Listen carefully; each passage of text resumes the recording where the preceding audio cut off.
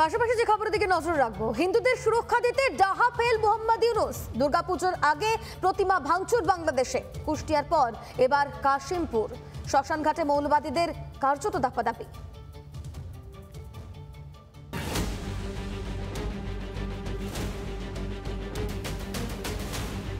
নৈরাজ্যের বাংলাদেশে মৌলবাদীদের খোলা ছুট।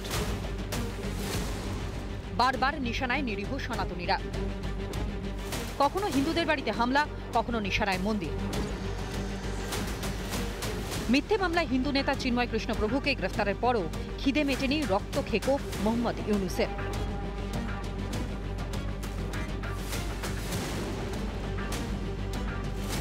ফের একবার উগ্রপন্থীদের নিশানায় সনাতনীরা। কুষ্টিয়ার পর এবার কাশিমপুরে ভাঙচুর করা হলো দুর্গা প্রতিমা। অথচ সব জেনেও না জানার ভান বাংলাদেশের অবৈধ সরকারের প্রধান ইউনূসের।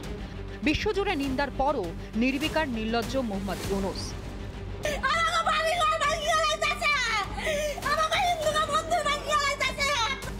তবে এসব নিয়ে আগেও দায় ঝাড়তেও শোনা গিয়েছে ইউনূসকে। সংখ্যালঘুদের উপর আক্রমণ করছে, হিন্দু, বৌদ্ধ, খ্রিস্টান, আহমদিয়া সবার উপর আক্রমণ করছে।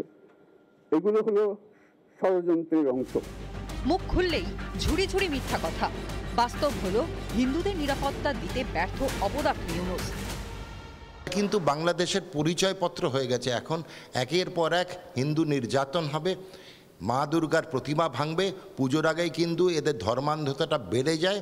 এরা যদিও মুখে বলে ধর্মনিরপেক্ষ, আসলে বাংলাদেশের মতো ধর্মান্ধতা কিন্তু বিশ্বব্যাপী কোনো দেশে নেই। কোনো সাবধান হন, আগুন নিয়ে খেলবেন না।